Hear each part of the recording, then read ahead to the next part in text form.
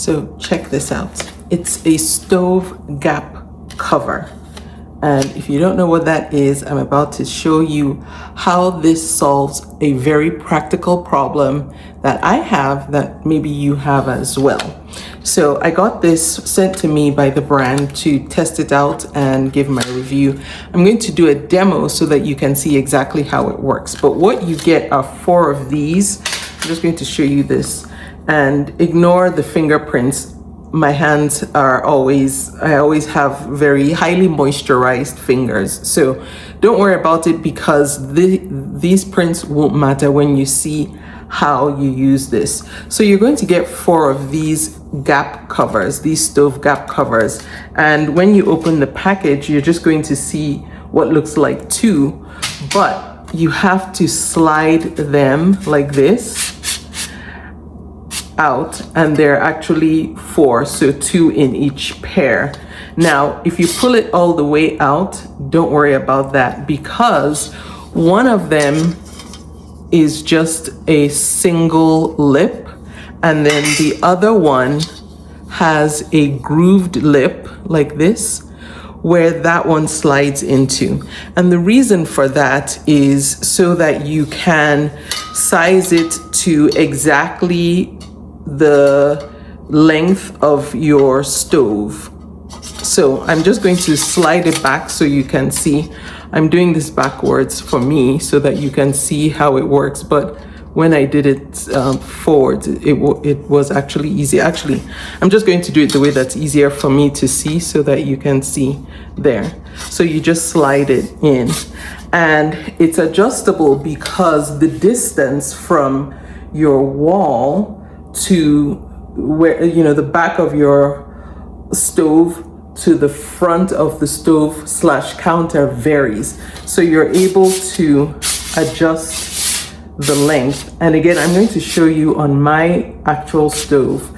And then it also comes with these stickers. The reason for the stickers is, let's say the length of your end of stove to front, back of stove to front of stove is this.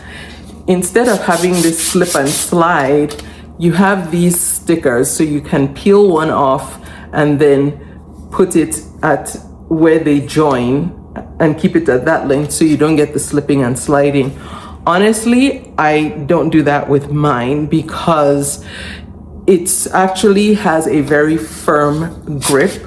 So I don't find that it slips and slides out of place. It doesn't poke out in the front or what have you because the fit is actually secure. It's not loosey-goosey. That's one thing. The other thing is this comes in different colors. So depending on the color of your kitchen counter or your stove, you might want to match it to your color. I have black quartz granite countertops, quartz, or I don't know, it's quartz or granite, some stone countertops, and then my stove is also black. So I got this in black, and basically what this does is that gap in between your kitchen counter and the stove, where everything just seems to fall in between. Every time something falls in there, I just think to myself, can I ignore it? No, I can't, because then I feel like some creature is going to come and eat whatever food or anything that fell in between that crevice.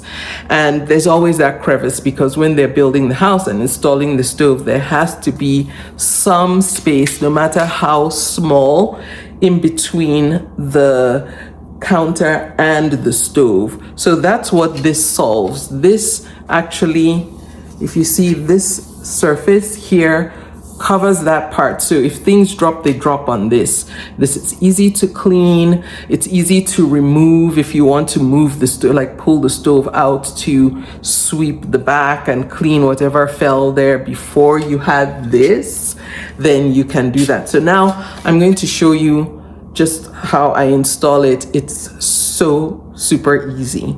All right, here we go. Oh, and I was gonna say it comes in different colors. I think I mentioned that. So make sure you get the color that matches your kitchen trimmings. All right, now I'm going to show you how easy it is to install.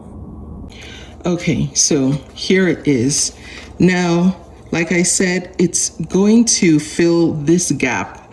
Now, depending on your home setup, this space might be bigger, might be smaller, but this is wide enough to cover the space between the counter and the stove for most homes.